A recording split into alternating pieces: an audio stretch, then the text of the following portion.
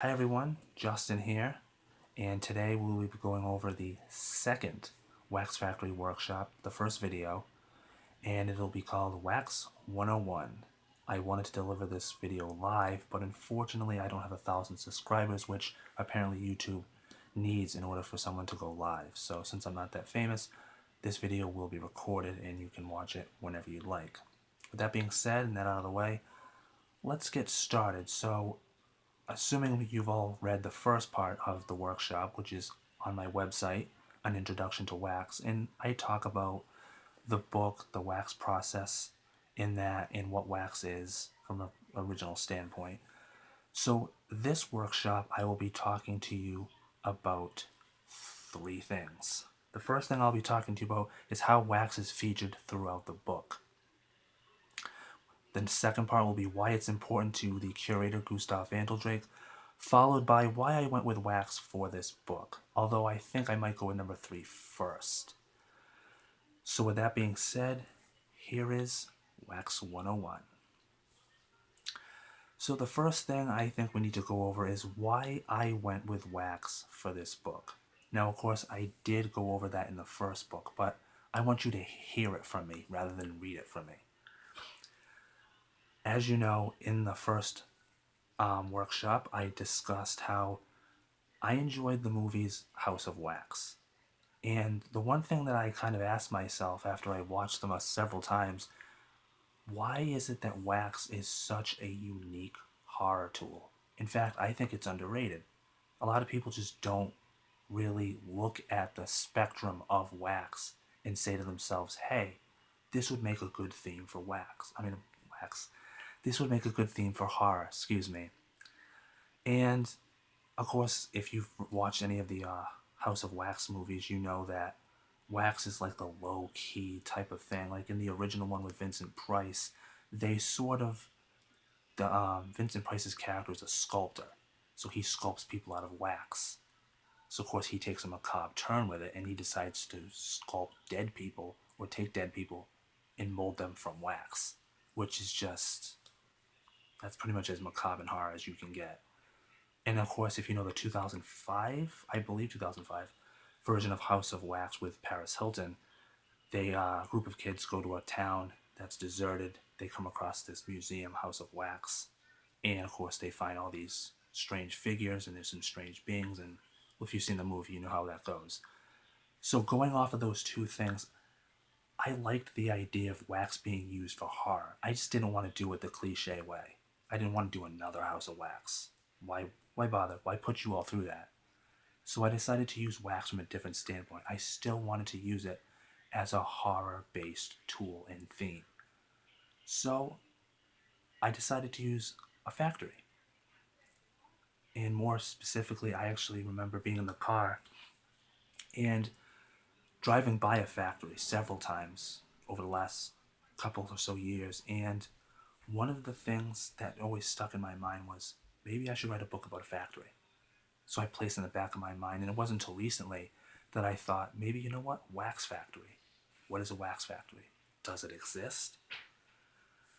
And basically, I took my own thoughts and I took my own processes and I created the wax factory. And I created not the House of Wax standpoint that you all know and see in entertainment in Hollywood, but taking wax from a horror standpoint and making it kind of like building it up, something different for a change. So that's what I decided to do. That's why I went with wax for this book. So hopefully a lot of people will appreciate that. And if for one thing I want to clear up, I will talk about this now and I will also talk about it in the next video. Is there such thing as a wax factory? And the answer to that is, believe it or not, possibly yes. I can't definitively tell you yes. Upon doing research, I actually came across one factory, a wax factory, called the Jared Holt Wax Factory in New York back in the day. There's not a lot of information on it. I did come across two, um, I want to say like catalogs, like shoe catalogs, and they mentioned the Jared Holt Wax Factory. So apparently, this factory bought supplies, either wax or other sort of supplies needed with wax from these companies. And I saw that on two um, supply lists or whatever you want to call them. And this place was in New York, which is why the wax factory takes place in the fictional town of Craven Hollow, which is in New York. Um, I tried to get more as much as I could really on this factory, but there just wasn't. I saw the building, what it used to be, what it is now. It's like an apartment complex now. Kind of sad. But basically, that's kind of sort of where I got that idea from about knowing if there's a real factory. The second part that we will now go over is how wax is featured throughout the book, and there are three specific spots that I can actually tell you without really spoiling it. If anybody knows me, I hate spoilers. Don't like them. But I'm also not going to spoil anything for you. So I can definitively tell you that I will give you three spots throughout this book where wax is important, and I won't sort of give it away. In fact, maybe sort of intrigue you and enlighten you on this point. So if you actually read this book, which of course I hope you will, you'll come across this point and you'll be like, oh yeah, that's right, he talked about that in the video. The first spot, we're going to start off right off the bat, chapter 1. Chapter 1 starts off as a flashback from 1888. Zeaslin Vandaldrake and his partner Edward Langston are going back and forth, and what they're doing is they're going back and forth talking to each other about their latest orders. They can actually have people come in and order stuff that can be made of wax. That's right. You can actually have something. That's the first part. This isn't just a place where you can go and buy candles, have candles made for you. You can, but you can have more. Have you ever thought about having a chair, a table, an ottoman, maybe a little pen, a little fountain pen? How about a chandelier? Chandelier? Yeah. All these things and more made of wax. And that's what Zeaslin and Edward do in the first chapter. They talk about it, they write their little notes, and they also have an assembly line or assembly line based type thing. And there's people there working on whatever it is they're working on.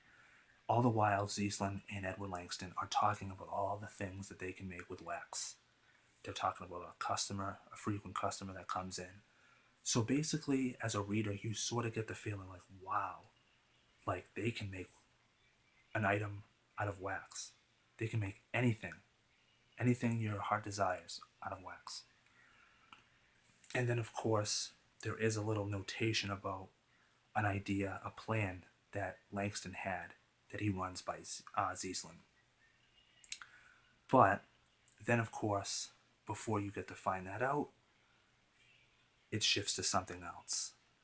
But chapter 2, of course, as you know, when you will read it, you'll find out that chapter 1 was Gustav Vandaldrake, because we're now in the current time, 2019, 2020.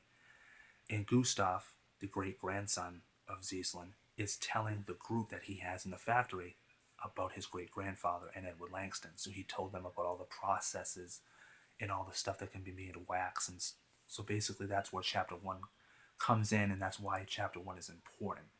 Not just as a flashback, but it also acts as a mold to tell you about why wax is important and also why it now carries over and why it's sort of important to Gustav Vandaldrake.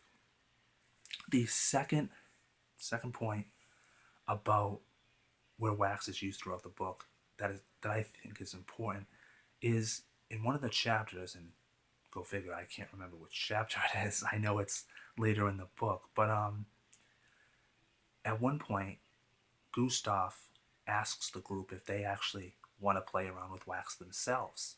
So that's what they do. He gets out carving tools, he gets out wax, he sets them all at a table, and he has them pretty much craft whatever they want, whatever they can, out of wax. See if they can make something from wax. And in this instance, wax is used as clay. right? So think of the movie Ghost, Patrick Swayze, Demi Moore, that infamous scene. Just sort of just don't picture Unchained Melody being played in the background, and don't picture the whole love aspect. But if you take the whole, like the fact that they were molding the clay, but in this sense it's wax. So yeah, so they play a little fun game, say who can craft something from wax. And they're all actually enjoying themselves, and Gustav's really trying to help them along, seeing how they are, but he's letting them be. But this is another important aspect of where wax is used in the book, because let's be honest, the characters are as clueless of wax as you and I are. And I'm even saying, I'm including myself, because I'm not a wax, philanthropist, or, I'm not giving away wax techniques to you. I'm not a wax aficionado. I'm not an expert on it. I'm not giving anything. I know as much as I do from what I found. So the characters, basically, this is their way of interacting with wax, getting to experience it, much to Gustav's delight. The third and final spot here about where wax is important in the book is Gustav himself.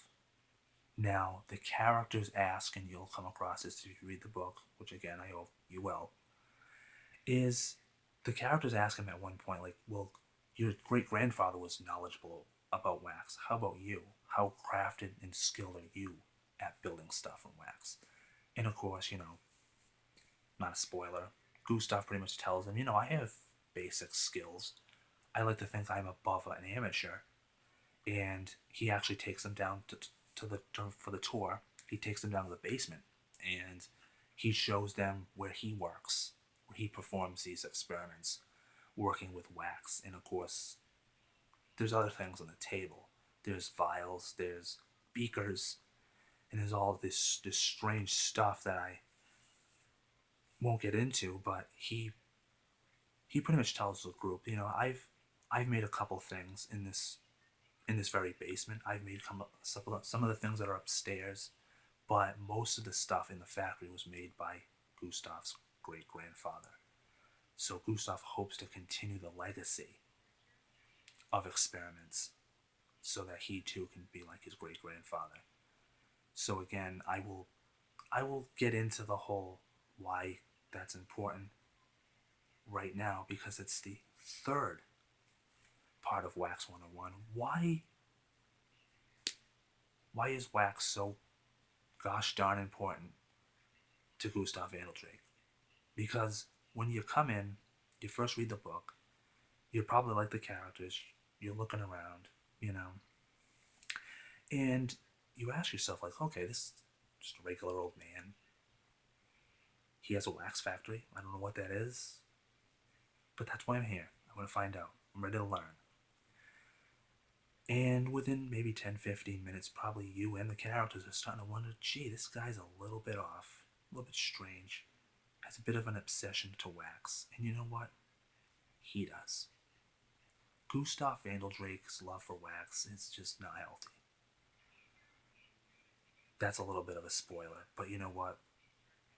Even when you experience it, to me telling you, yeah, you'll just better experience it. But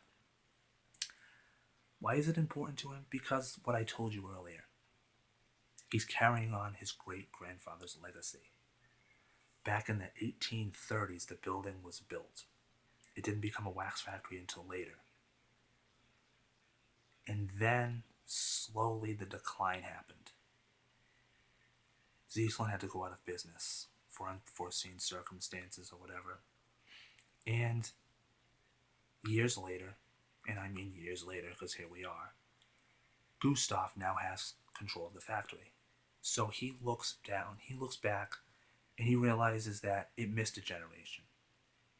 This place stood the test of time, and yet it's sitting here in utter decay and abandonment. Not for Gustav.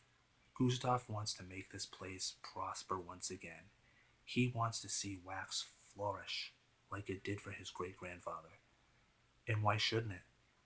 Back in the day, back in the day, they were making things out of wax that we couldn't even possibly dream of.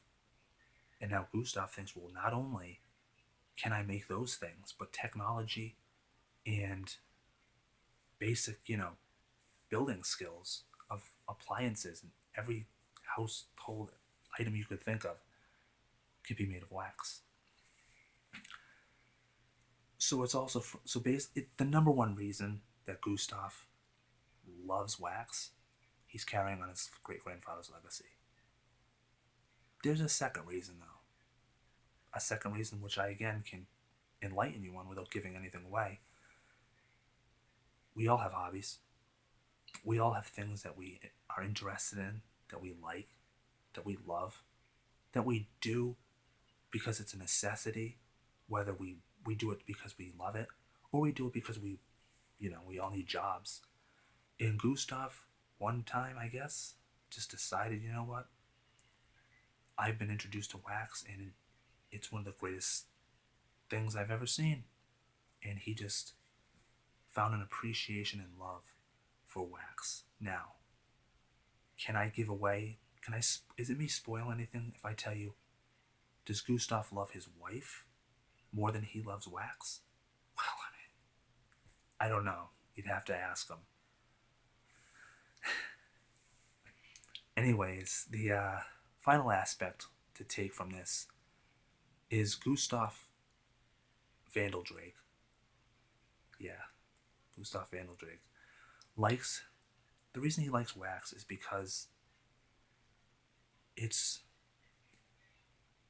he'll tell you it's something that he just can't explain. People like the reason we love cell phones now, and we do love our cell phones. I'm talking to you. The reason we love our cell phones, our tablets, our technological devices, same reason Gustav, old-fashioned as he is, the reason he loves wax. He just does. He digs it. There you go. Just end it with that. Gustav just digs the wax. So, what have we learned? What have we been enlightened? And what have we been educated on today? We found out how wax is featured throughout the book. We found out why I went with wax in this book to base a horror book around, and why it's so important to the character, the curator of the factory, Gustav Vandaldrake. I hope you enjoyed the second workshop of the Wax Factory workshops. And again, I apologize that this isn't live, but then again, maybe this is actually better for me that it's recorded so that way people can read it anytime they like. Also, I was probably a little shy to be on live anyway, but we're going to test those skills tomorrow because the third Wax Factory workshop and the second video will be on Instagram. I believe I can go on Instagram live and I don't need 1,000 followers. I'm almost positive. Anyway, that one will be on the fundamentals of wax, where I will be going over some of the things that we've already talked about. I just want you to hear them from me. But also, we're going to be going over actual real wax. I'm going to describe to you how wax is used in real life. I know that sounds boring, but I like to think I'm an entertaining and creative person, so by me talking about it, you'll sort of be into it.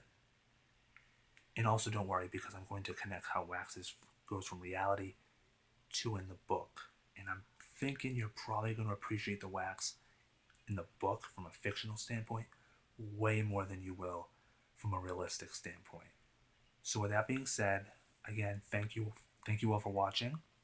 And if you haven't already read the first part of the wax workshop, head on over to my website, justinbienvenue.com. It'll be the first blog you see. It'll be called Introduction to Wax. Thank you for watching this one, and stay tuned on Instagram tomorrow for Fundamentals of Wax. Thank you. Take care.